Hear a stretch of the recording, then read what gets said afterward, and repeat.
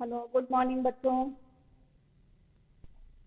तो प्यारे बच्चों, कल मैं आपको आप देख रहे हैं बोर्ड पर यहाँ हिंदी साहित्य सागर गद्य भाग पाठ 9 आप पढ़े थे, भेड़ और भेड़िए। तो पाठ आपका बहुत छोटा नहीं है, इसलिए आज हम उसका जो शेष भाग है तो अभ्यास पुस्तिका का प्रश्नोत्तर हम कराएंगे, क्योंकि पूरे लेसन का सारांश भी हम आपको बता दिए हैं। तो उस सारांश के आधार पर जो इजी प्रश्न है, जो इजी क्वेश्चन है, उसको आप लिख सकते हो, लेकिन फिर भी आपको कोई प्रॉब्लम हो, इसलिए मैं हर एक प्रश्न का डिस्कस यहाँ पर करूँगी, हर एक प्रश्न का उत्तर आपको बताऊंगी और उसके आधार पर आप लिखेंगे। तो आपका जो अभ्यास पुस्तिका का है, यह तीसरा, आपके अभ्यास पुस्तिका से हो जाएगा ये गद्यांश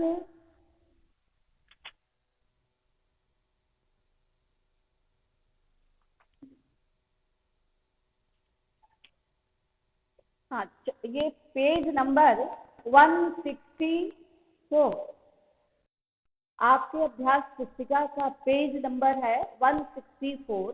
164 का घ तक, पेज का घ तक हमने आपको प्रश्न का उत्तर तीसरे में दो गद्यांश का प्रश्न उत्तर बताया था और तीसरे का भी उत्तर बता करके आपको होमवर्क दिया गया था।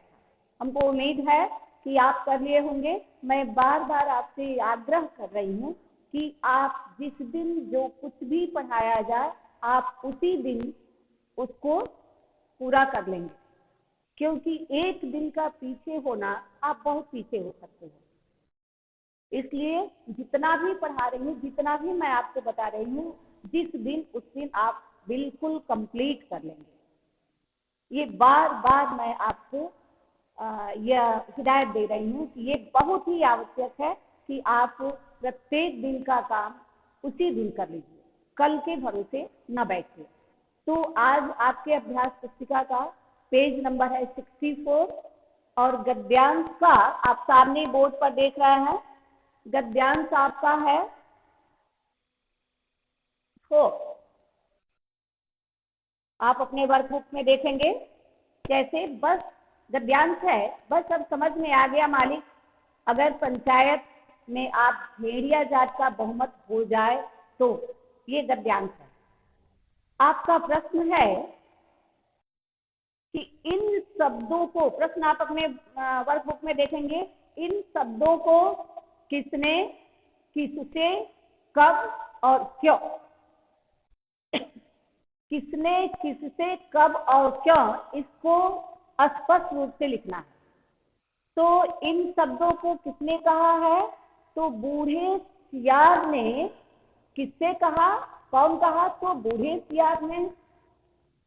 किससे कहा, तो भेड़िए से कहा। अब है कब कहा और क्यों।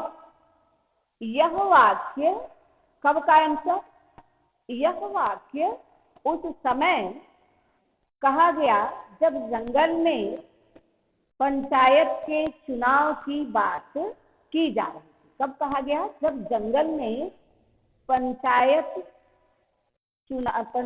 के चुनाव में बातें की जा रही थी और भेड़िए तथा सियार इस सूचना से सबसे अधिक परेशान थे।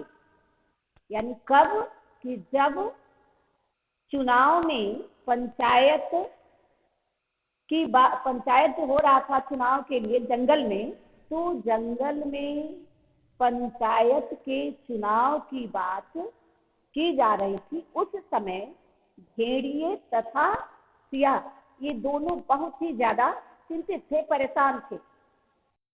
अब दिया है कि क्यों कहा, तो सियार ने ऐसा इसलिए कहा क्योंकि वह भेड़िए को चुनाव में बहुमत दिलाने के लिए, क्यों कहा, क्योंकि सियार ने भेड़िए को बहुमत दिलाने के लिए एक कुटिल योजना बना रहा था। अब हो गया किसने, किससे, कब, क्यों। 4 प्रश्न है एक ही में, तो आप लिखेंगे इन शब्दों को बूढ़े सियार ने भेड़िए से कहा। यह वाक्य उस समय कहा गया जब जंगल में पंचायत के चुनाव की बात की जा रही थी और भेड़िया तथा सियार उस समय ज्यादा ही चिंतित थे।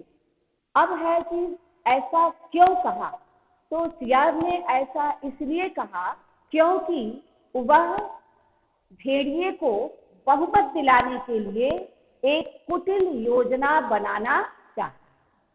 अब आपको इसका उत्तर समझ में आ गया होगा।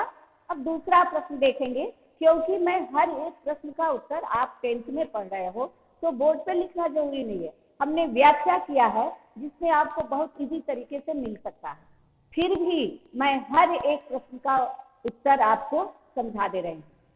फिर दूसरा प्रश्न है कि भेड़िए की बात सुनकर, आप अपने वर्कबुक में देखोगे, यह प्रश्न आपके पेज नंबर 165 पर है कि भेड़िए की बात सुनकर बूढ़े सियार ने ध्यान मग्न होकर क्या अभिनय किया और क्यों, स्पष्ट कीजिए। तो इसका उत्तर आप देखेंगे, बूढ़े सियार ने जब यह सुना तो ऐसा अभिनय किया जैसे कि वह उस समस्या का कुछ समाधान ढूंढने के लिए प्रयास कर रहा है। उसने एक आंख बंद कर ली, नीचे के होठ को दांत से दबाया, आपके टेक्स्ट बुक में दिया है, और एक टक आकाश में देखने लगा। यानी कि यह एक वह बनावटी अभिनय किया, देखने लगा। यह उसका चापलूसी करने का एक तरीका था। यानी बूढ़े सियार ने जब यह सुना तो ऐसा अभिनय किया कि वह उस समस्या का कुछ समाधान ढूंढने का प्रयास कर रहा हो। उसने क्या अभिनय किया, एक आंखें बंद की और नीचे के होठ को दांतों से दबाया और ऊपर के तरफ आकाश की ओर देखने लगा कि यह उसका चापलूसी करने का एक तरीका था। ऐसे ही यहाँ, यानी मैं पहले आपको बताई कि लेखक नेताओं के पीछे जो उनके चमचे उनकी खुशामद करने के लिए उनके इर्द गिर्द घूमते हैं, उसका प्रतीक सियारों को बताया और भेड़िए को नेता का प्रतीक बताया। ऐसे नेता का कि जो स्वार्थ सिद्धि करने वाले हैं। सभी लोग एक जैसे नहीं होते, चाहे वह नेता हो, कोई भी व्यक्ति हो, सभी लोग एक जैसे नहीं होते। तो यहाँ उन नेताओं के लिए लेखक ने लिखा है कि जो मात्र स्वार्थ सिद्धि करके अपने इर्द गिर्द घूमने वाले तक का ही कल्याण जानते हैं, वह आम जनता को नजरअंदाज कर देते हैं। तो उसका प्रतीक लेखक बूढ़े सियार और भेड़िए को बना करके दिखाया कि भेड़िए या नेता के रूप में जो भेड़िया है वह चुनाव के समय जगह जगह सभा का आयोजन अपना बना रहा है और उसके इर्द गिर्द जो सियार हैं चमचे, वह उसकी खुशामद करने के लिए उसके पीछे घूमते हुए कैसे कैसे तरकीब अपनाते हैं, वही इस प्रश्न में लेखक ने दिया है। अब तीसरा प्रश्न है आपका कि बूढ़े सियार की बात सुनकर भेड़िए ने चिढ़कर उससे क्या कहा और क्यों। आपको प्रश्न समझने की जरूरत है। यदि आप प्रश्न समझ जाओगे तो उसका उत्तर आप जब पाठ को पढ़े हो तो अवश्य आपके दिमाग में आ जाएगा। सिर्फ लिखने का तरीका मैं बता दूंगी। तो बूढ़े सियार की बात सुनकर भेड़िए ने चिढ़कर उससे क्या कहा और क्यों, समझा कर लिखिए। अब देखो, बूढ़े सियार की बात को सुनकर प्रश्न के आधार पर भेड़िए ने झल्ला के कहा, चिढ़ गया और क्या कहा, ये कहाँ की आसमानी बातें करते हो। अरे हमारी जाति कुल कितनी है, 10%। हमारी जाति, ये भेड़िया कह रहा है सियार से कि तुम कहाँ की आसमानी, कहाँ की ये कल्पना कर रहे हो, ये बनावटी बातें तुम कहाँ की कर रहे हो।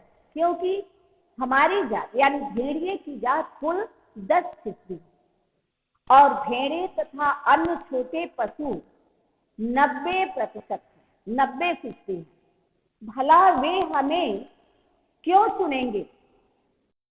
अरे कहीं जिंदगी अपने को मौत के हाथ में सौंप सकती है। ये बूढ़ा सियार से बूढ़ा, ये जो भेड़िया है वह बूढ़े सियार को समझा रहा है कि कहीं कोई अपनी जिंदगी को मौत को सौंप सकता है। मगर हाँ, ऐसा हो सकता है तो क्या बात थी। यह बात उसने, अब पूछ रहा है क्यों, तो यह बात उसने इसलिए कही क्योंकि जंगल में होने वाले सत्ता परिवर्तन के कारण सियार तथा भेड़िए सभी बहुत अधिक चिंतित हो रहे हैं। आपको समझ में आ गया होगा कि बूढ़े सियार की बात सुनकर भेड़िए ने चिढ़कर उससे क्या कहा और क्यों। तो बूढ़े सियार की बात को सुनकर भेड़िया छल्ला गया, चिढ़ गया और कहा कि तुम कहाँ की आसमानी बातें कर रहे हो। जंगल में यानी हमारी जात यानी भेड़िए की जात कुल 10% है और छोटे जीव जो अन्य छोटे जीव हैं भेड़ों को लेकर के वे 90% हैं। अब वो क्यों हमको चुनेंगे, क्योंकि कोई अपने जिंदगी को मौत के हाथ में नहीं दे सकता है। मगर हाँ, यदि ऐसा हो सकता है तो क्या बात थी। यह बात क्यों कही, यह बात उसने इसलिए कही क्योंकि जंगल में होने वाला सत्ता परिवर्तन के कारण सियार तथा भेड़िया अधिक चिंतित थे। समझ में आया होगा। ये प्रश्न का उत्तर आप मुख्य चीज उसमें आप नोट करते जाएंगे और उसके बाद अपने शब्दों में लिखेंगे। प्रश्न नंबर 4 है कि बहुमत से क्या तात्पर्य है, चुनाव में किसको बहुमत मिला और क्यों। बहुमत से क्या अभिप्राय है, क्या तात्पर्य है और चुनाव में किसको बहुमत मिला और क्यों। आप पढ़े होंगे, बहुत अनेकों बार आपको बताया गया होगा या आप बहुत छोटे से जानते होंगे कि बहुमत का क्या अभिप्राय है। तो बहुमत से अभिप्राय है अधिक से अधिक सहमति। बहुमत से अभिप्राय क्या है कि अधिक से अधिक सहमति। अब क्वेश्चन है कि चुनाव में किसको बहुमत मिला और क्यों। तो यहाँ वन में पंचायत के चुनाव में हुए जिसमें बूढ़े सियार ने जो चाल चली थी उसके द्वारा भेड़े मूर्ख बन गई तथा अपने ही भक्षक अर्थात भेड़िए को चुनाव में बहुमत देकर जिता दिया। एक बार और सुन लो, बहुमत से क्या तात्पर्य है, चुनाव में किसको बहुमत मिला और क्यों। तो बहुमत से तात्पर्य है, बहुमत का अभिप्राय है अधिक से अधिक की सहमत। अब उसने प्रश्न पूछा है कि चुनाव में किसको बहुमत मिला और क्यों। तो चुनाव में यहाँ वन में पंचायत के चुनाव में हुए जिसमें बूढ़े सियार ने जो चाल चली थी उसके द्वारा भेड़े मूर्ख बन गई और वह अपने ही भक्षक अर्थात भेड़िए को अपने बहुमत से चुनाव में जीत हासिल करा। समझ में आ गया होगा ये 4 प्रश्न। अब आप ये गद्यांश 4 का जो 4 प्रश्न था उसका हमने उत्तर आपको डिटेल में बताया। अब आप गद्यांश 5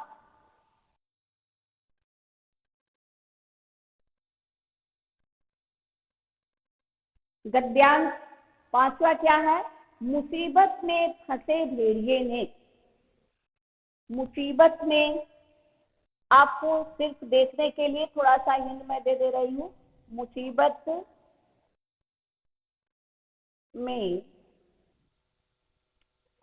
मुसीबत में फंसे भेड़िए ने शपथ ली। लास्ट शब्द है शपथ ली।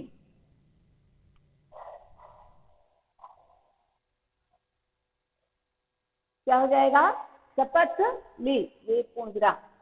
अब इसमें भी आपको पता है कि हर गद्यांश से 4 प्रश्न होते हैं। हर गद्यांश से 4 प्रश्न होते हैं। तो अभी आपने ये चौथे गद्यांश का आपने ये 4 प्रश्न 1 2 3 4 आपके वर्कबुक में आपके पास है। वह प्रश्न उसका उत्तर नहीं है, वह मैं आपको समझा रही हूँ। जबकि गद्यांश को डिटेल में हमने आपको बता दिया है। आप अपने से भी लिख सकते हो, लेकिन उसके बाद भी और सहूलियत देने के लिए मैं उसका उत्तर भी आपको दे रही हूँ। अब है इसका पहला प्रश्न, भेड़िया किस मुसीबत में फंस गया था? सियार ने उसे क्या आश्वासन दिया और क्यों? तो किस मुसीबत में फंसा था?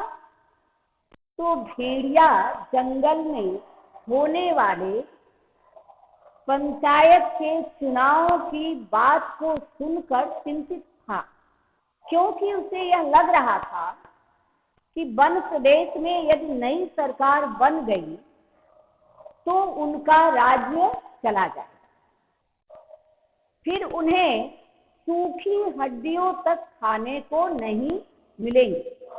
उसकी बात को सुनकर सियार ने यह आश्वासन दिया। क्वेश्चन में दिया है कि सियार ने उसे क्या आश्वासन दिया। अभी आप देखें कि भेड़िया किस मुसीबत में फंस गया था। तो भेड़िया जंगल में जो पंचायत में बातें हुई थी उस बात से चिंतित था कि अब उसका राज्य चला जाएगा। यदि उसका राज्य चला गया तो उसे सूखी हड्डी भी खाने को नहीं मिलेगी। अब उसके आगे प्रश्न दे रहा है कि सियार ने उसे क्या आश्वासन दिया। तो आप लिखेंगे, सियार ने उसे आश्वासन दिया, आप खिन्न यानी दुखी मत हो सरकार, खुशामद किया, एक दिन का समय दीजिए, एक दिन का समय दीजिए, कल तक कोई योजना अवश्य बन जाएगी। भेड़ियों के साथ साथ यह मुसीबत सियारों की भी थी, क्योंकि जब भेड़िया शिकार करके खाने के बाद जो छोड़ देता है वही खा करके सियार अपना पेट भरते हैं। तो अब भेड़िया सोचा कि यदि भेड़िए को हड्डी तक नहीं मिलेगी तो उसमें का जो लगा थोड़ा बहुत मांस रहता है वह हमें कैसे मिल सकता है। इसलिए क्वेश्चन में है कि भेड़िया किस मुसीबत में फंस गया। यह आप देखें कि वह उस मुसीबत में फंस गया था कि जो जंगल में पंचायत हुई है उसमें प्रजातंत्र राज्य की स्थापना करने की बात हुई है और हमारी संख्या 10% है, भेड़ों की संख्या अधिक है। अब तो हमारी सत्ता चली जाएगी, हमारा राज्य नहीं रहेगा, तो फिर हम खाने के लाले पड़ जाएंगे क्योंकि हिंसा बंद हो जाएगी। अब है कि सियार ने उसे क्या आश्वासन दिया। तो सियार ने यह आश्वासन दिया कि सरकार आप दुखी ना होवें, हमको एक दिन का समय दीजिए, मैं कोई योजना ऐसा बनाऊंगा जिससे आपकी जीत होगी। अब क्यों ऐसा कहा? क्योंकि सियार भी चिंतित था, कारण कि उसे भेड़िए के द्वारा किए गए शिकार में से ही खाने को मिलता है। तो वह सोचता है कि यदि भेड़िया कह रहा है कि उसे हड्डी भी नहीं मिलेगी, तब फिर भला जो उसका बस्ता था उसे खा करके हम अपना निर्वाह करते थे तो हम कहाँ से पाएंगे। अतः उन्हें कोई हल तो निकालना ही होगा। समझ में आ गया होगा। फिर है आपका अब ये 5वें पैराग्राफ का दूसरा प्रश्न, वह आपके वर्कबुक में है, भेड़िए ने क्या शपथ ली और क्यों। आप बुक में पढ़े हो भेड़िए ने सियार की आज्ञा पालन की शपथ ली। क्या शपथ ली थी भेड़िया? तो सियार जो आदेश दे रहा था, योजना जो बनाया था, तो भेड़िए ने सियार की आज्ञा पालन की शपथ ली, क्योंकि भेड़िए को इसके अलावा कोई उपाय सूझ नहीं रहा था। भेड़ियों की संख्या बहुत कम थी और भेड़ों की संख्या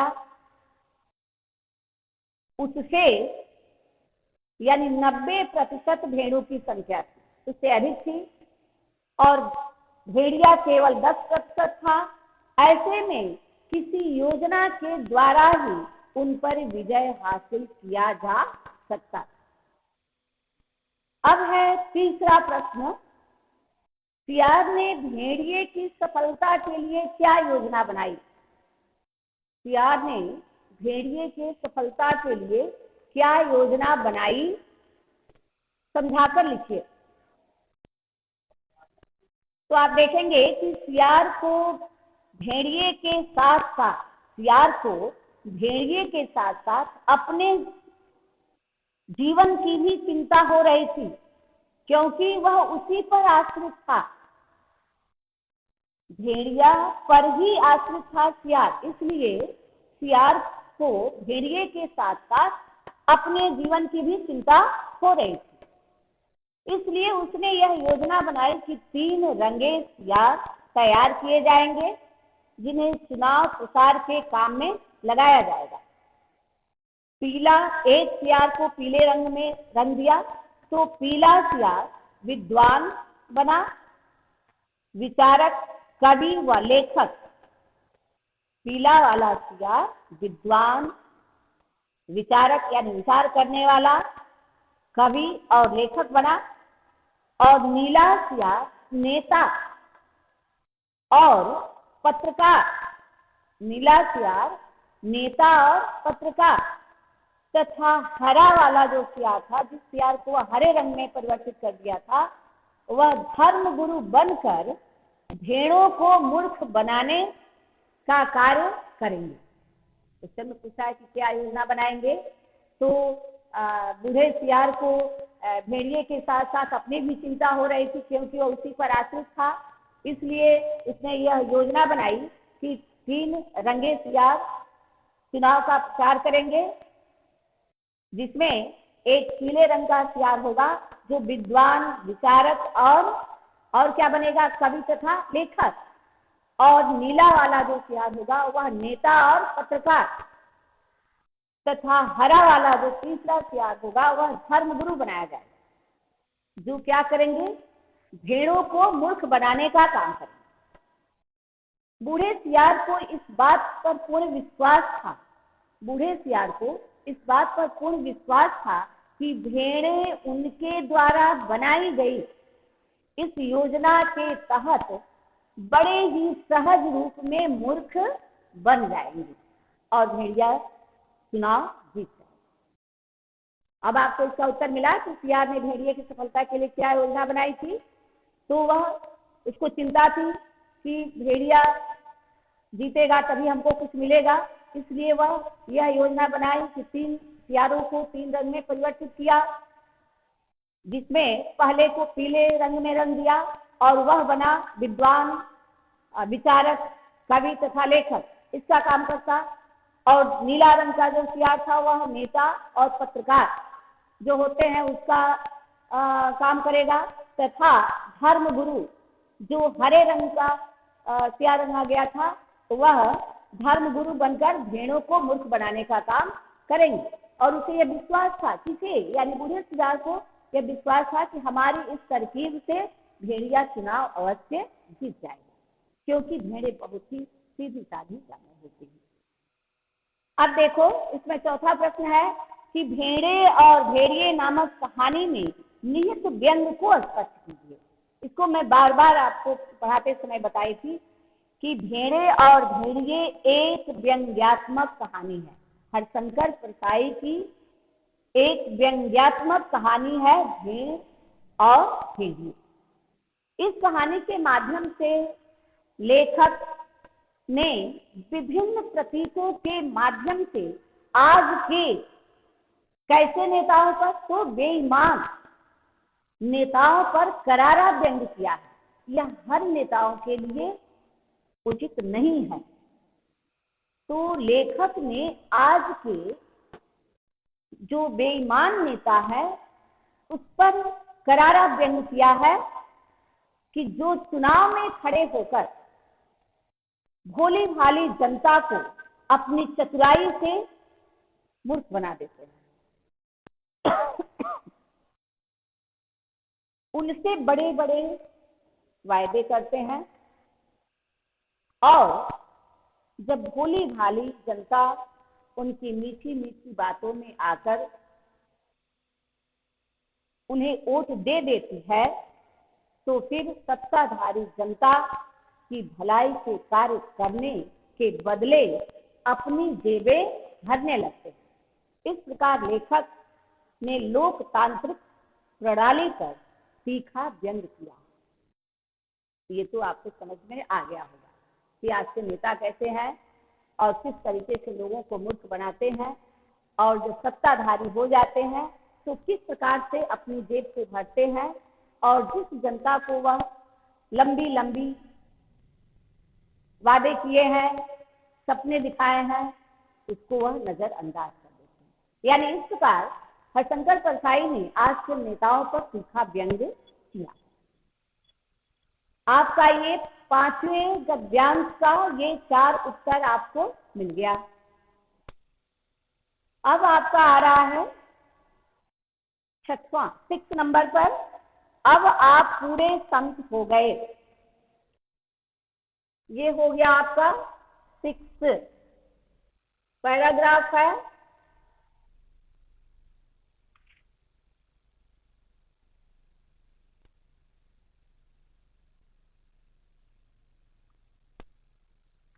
आप अब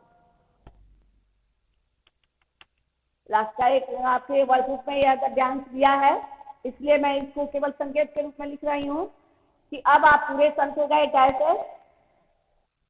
तोड़ मत खाना।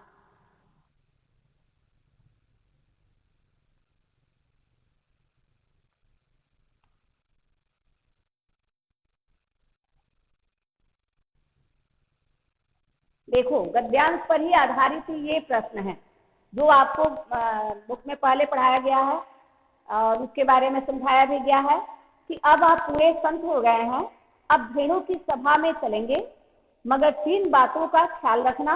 अपनी हिंसक आंखों को ऊपर मत उठाना, हमेशा जमीन की ओर देखना और कुछ बोलना मत, नहीं तो सब पोल खुल जाएगी और वहां बहुत सी भेड़ें आएंगी, सुंदर सुंदर, मुलायम मुलायम, तो कहीं किसी को तोड़ मत खाना।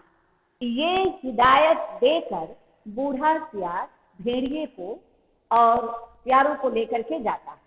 अब आपका प्रश्न है जिसको आपको समझना है कैसे लिखेंगे। आपका प्रश्न है, अब आप पूरे संत हो गए,